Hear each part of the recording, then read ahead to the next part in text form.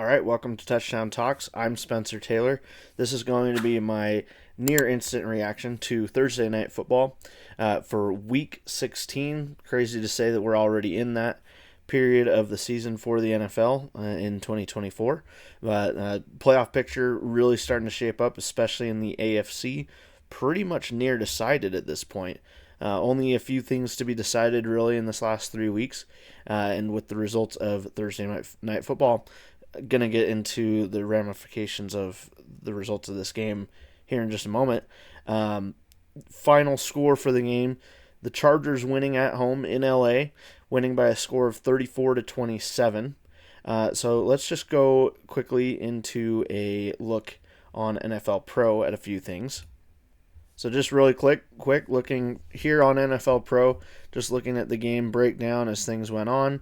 As you can see, really for a good amount of the game, it really looked like Denver was going to take this game away, getting as high as a win probability of 85% early in the third quarter. Really, that first half, the Broncos looked pretty dominant. It looked like they were going to get their way in LA. Of course, in LA at SoFi Stadium, quite a good amount of away fans. LA is always pretty good for the away team traveling there, pretty much no matter who it is. So sure enough, there was a pretty good mix of Broncos fans and Chargers fans. And of course, this being a division rivalry with playoff implications for both teams on the line as well. And with the Chargers winning, they both find themselves now at 9-6. And as you can see here, their respective seeds in the AFC at the moment. But, really for both quarterbacks, decent games, both finishing with over 100 for quarterback rating. So actually pretty good game for both. Justin Herbert did throw one pick. Bo Nix didn't throw one. There were a couple that could have been picks that were close, but nonetheless, both quarterbacks played a relatively clean game. Both right around very similar stats. Bo Nix throwing it a few more times for less yards, but that's how it goes. Both teams ran the ball okay, but certainly passing and running pretty evenly overall for both teams there. But yeah, this was a game that certainly felt like Chargers teams of the past would have folded or might have come back in the fourth quarter and then just not came through and actually won it. But the Jim Harbaugh-led Chargers, they are a different team now than what Chargers fans may be used to. They are actually starting to show that in only this first year of Jim Harbaugh, they're showing that they can win some of these close, exciting matchups with opponents that it really matters to beat. So the Chargers get out with the win, winning by an even touchdown, 34-27. So good win for them. And then next we'll go and we'll look at the playoff probabilities. So now if we come to the standings, if we look specifically at the AFC West here, as that is the division that this really matters for, we've got Chargers, Broncos. Of course, the Chiefs have clinched a playoff spot and won the division as well with that. And so, the race for the Chargers, Broncos isn't for the division at this point, but it's to get into the wild card picture for the AFC. You can see that no wild card team in the AFC has yet clinched a playoff berth, but there's a lot that are very close. Of course, Chargers, Broncos being two of those, as you can see now with the results. Chargers now have an 98% chance of making the playoffs. Broncos go to 85%. So they slipped just a little bit from where they had been before the results of tonight. But even so, certainly not that damaging for them. As a matter of fact, with a loss, it would have been way more damaging for the Chargers had they lost. If they had lost this game, the Chargers would have fallen down to 74% likelihood to make the playoffs. So certainly a bigger fall than what the Broncos take in probability. The Broncos, again, both these two teams now very close to clinching a playoff spot. For the Broncos, if they are able to do it, hold on and get into the playoffs this year, this will be their first time to the playoffs since 2015. So that's pretty good, pretty crazy for a fan base that has been, longing and wishing to get back to the playoffs for, pretty much since Peyton Manning left. So, it's been a dry decade pretty much for Broncos fans. They're finally getting there, and Chargers fans as well, of course. You got Jim Harbaugh. Broncos now have Sean Payton, two very good coaches to add to that AFC West division. I mean, you got the Chiefs. We know about who they are, Mahomes and Andy Reid. Now you've got the Chargers with Jim Harbaugh and Justin Herbert doing pretty well. Broncos with Sean Payton and the rookie Bo Nix, who, certainly of all the rookies, playing one of the best, game to game. Still having rookie games here and there, including the one last week where he threw 3 picks and 3 touchdowns, and they still won the game. But nonetheless, he's, for all the rookies from this class, he's playing pretty well. And they've, a lot of them, him, of course, Jaden Daniels, Caleb Williams, they've all had their moments, some more, some better, some worse. But, so, I mean, that AFC West division, it's going to look scary, and it's not going to get any less scary in the next couple years to come, I would say. Now with that, just to quickly wrap up this video, I want to do a quick run through of so this is what the playoff picture looks like right now. Okay, so my week-to-week projections, which I had this game wrong. Week-to-week, I had picked earlier this week. I had picked the Broncos. When I made that pick, that was a couple days ago. I actually kind of flip-flopped on that earlier today, but didn't get the pick in, so it doesn't really count. But so going forward for the rest of this week, I took the Chiefs to win. So that would put them at 14-1. Not much movement there. Pittsburgh and the Ravens, this one's a tough one. I think I'm going to go with the Ravens here. But this one's a very interesting one because the Lamar Jackson, not a very good record against the Steelers. I do expect this game to stay close. If I was going to bet this game, which actually I already have, I have bet the Steelers to cover the spread. I don't necessarily know that they're going to win, but I do think that they're going to keep it close. If I remember seeing right, Lamar Jackson is like 1-5 against the Steelers since 2020. And actually, a weird, interesting fact is this is going to be Lamar Jackson's first game starting at home with fans against the Steelers. Being, of course, because some of his earlier years at home against the Steelers, there were no fans in the stands because of COVID. So there's a little interesting tidbit there. My pick for this game, we'll just say it's the Ravens. But again, I do think this is going to be close, and I would pick the Steelers to cover the spread.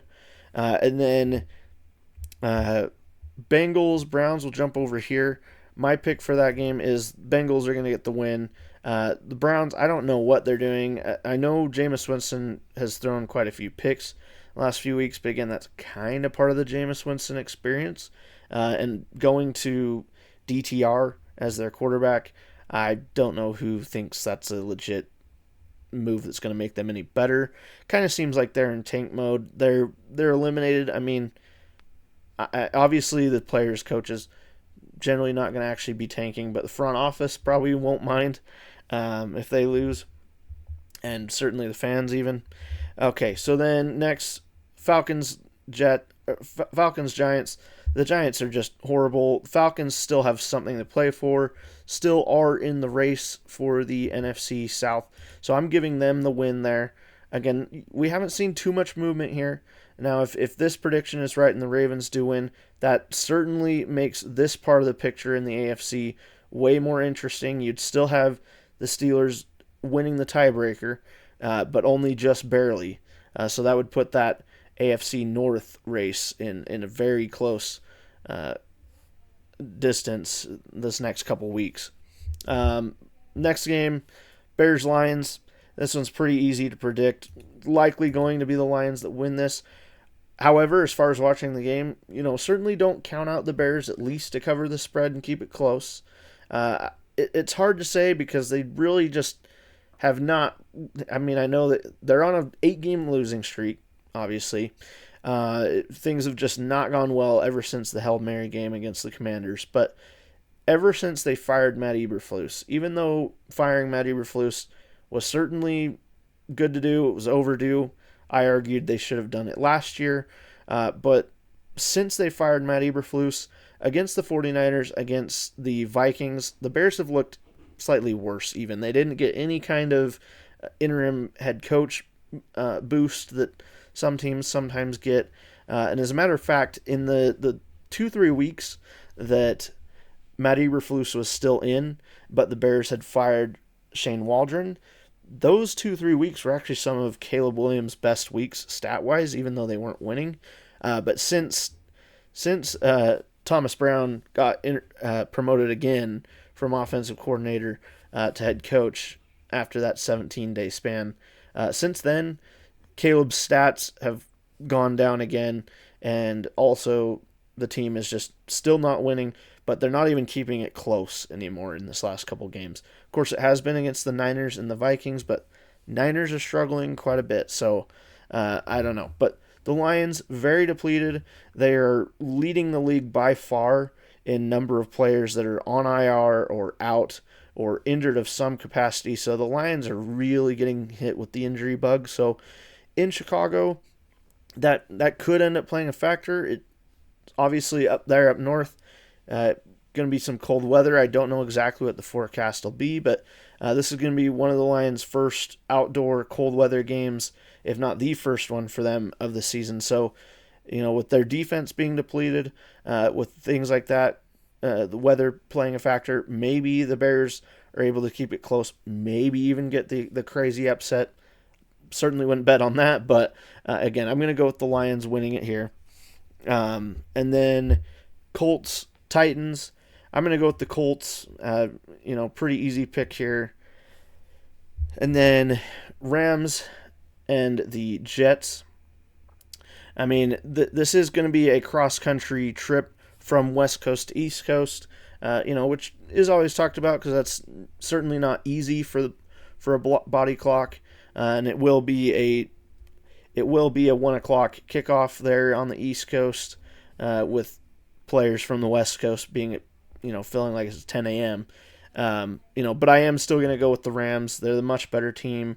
They've got playoff hopes, and as you can see, with that win here, that keeps them.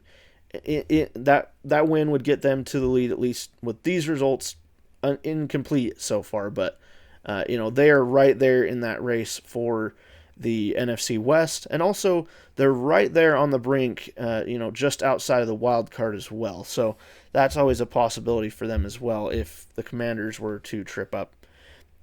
And then next game, Commanders-Eagles, speaking of it, and I do have the Eagles winning this game, and so that would put it even closer here. So even if the Rams don't win their division, the Rams or another NFC West team certainly has a chance here still to take this number 7 seed. Next game, going another NFC West team, the Cardinals. I do have them beating the Panthers, of course. Vikings, Seahawks. I do see the Vikings winning this game. The Seahawks just, I don't know. They haven't looked that great this last few weeks. They've not done too well against the NFC North so far this season, which, can't blame them too well. Outside of the Bears, who the Seahawks will play next week, outside of the Bears, NFC North is a juggernaut. So I do think the Seahawks are going to fall again at home, but, we saw what happened against the Packers. Vikings are right around the same as the Packers, both very good teams. So I do think the Vikings win that there. The Buffalo Bills going to get an easy win against their rival, New England Patriots. Don't think I need to explain that pick too much. Jaguars, Raiders. This is going to be the Who Cares Bowl.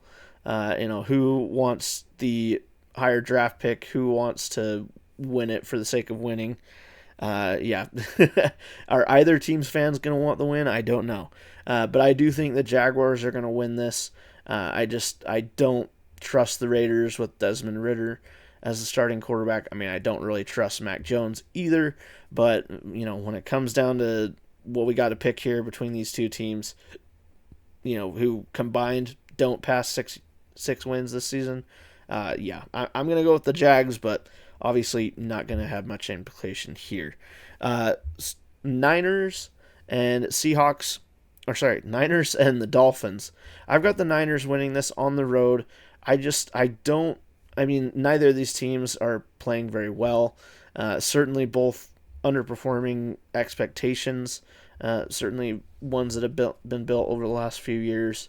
Both these two teams, I think they're pretty much, down for the count. They're pretty much out of the race here. Miami, even with these results, Miami would go to 6-9. San Francisco would go to 7-8, but for the playoffs, it's not going to really matter. Those teams are not going to be in it. Buccaneers, Cowboys. I do have this one going towards the Buccaneers. Cowboys don't really have much to play for. Their season's gone, of course. Buccaneers do have a lot to play for. And with that win, as you see here, that did swap the seeds a little bit for me. That does bring the Buccaneers back up to the 3rd seed and the Rams down to the 4th seed. And then the final game of the week, that would be Monday Night Football, Packers, Saints. And I do have the Packers winning that one. Won't change much there, but it will keep them within a couple games of Minnesota and still pretty squarely in that number 6 seed. I mean, the thing is, for the Packers, they're pretty much cemented in the 6th seed. I mean, they would pretty much need the Vikings and Lions to just have the floor fall out and have those two teams lose out somehow this last 3 weeks in order for things to change, or their floor needs to fall out and maybe they fall out. But I mean, as you can see, even just if they win, Commanders losing here, but even if the Commanders win, let's say, Packers still have a one game cushion from them, even more so from other teams below the Commanders. So Packers, Vikings, Lions, all three of them are going to be in the playoffs from the NFC North. The exact order, we'll have to see. Again, the Vikings control their own destiny. If they win out, the Vikings can take the 1st seed. But as far as the Packers, though, their spot feels like it's pretty much cemented. They would need to win out and get help from teams losing out, or they would need to pretty much lose out in order to fall out of the playoffs, which I don't really see either happening. Most likely, all these teams win or lose enough that the Packers probably going to stay right here in the number 6 seed. And again, with these two, with the results of tonight, on the AFC side, we have another division with 3 teams in, that being the AFC West. Chiefs get the number 1 seed, same with the NFC North here, but then difference is, at least as of right now, with these results I'm predicting for Week 16, that is what the playoff picture would look like, at least following this week, with the AFC West holding the 6th and 7th seed. And certainly still a lot more to play for between these two teams. Obviously, could pass each other, and then also there's still some AFC teams that are going to be right there on the brink that could maybe take it from them. But I think the AFC playoff picture pretty much solidified as well, with these 7 teams probably going to be the ones to get in there. If there's any changes that are going to happen, it's going to be these two swap spots again. Maybe one of them passes up an AFC North team, and then for the AFC North, Steelers, Ravens, they could swap spots as well. But otherwise, this is pretty much set in stone. I think Houston's pretty much locked in for the 4th spot. Buffalo and the Chiefs, of course, that could swap places as well if the Chiefs drop a couple games and the Bills are able to win out, which the Bills do have the easier schedule, and there is obviously the concern with Patrick Mahomes' ankle injury. It's possible, but all the Chiefs have to do is win 2 games and they secure the 1 seed. So AFC West picture really pretty much solidified, at least as far as the 7 teams we're probably going to have in there. Again, slim chance of some other teams sneaking in, but the other teams that from the AFC that aren't eliminated would need to win out, and they'd need help from either of these 2 teams basically losing out the next 2 weeks. So not very likely. That's pretty much a set bracket there, at least as far as the 7 teams that'll be in it. And then over here, as I mentioned, pretty similar here. There's a little bit more movement that could happen in the NFC West. That's not totally solidified for the Rams. Same thing for the NFC South. That could go the way of the Falcons, but of course, all these teams pretty much control their own destiny, and for the most part, these 14 teams are probably what you're going to see in this playoff. So I appreciate you for watching this far. If you please like the video, comment down below what you thought of Thursday Night Football. What do you think of my playoff picture predictions, at least following this week? And then don't forget to hit subscribe, hit the notification bell, and I will see you in the next video.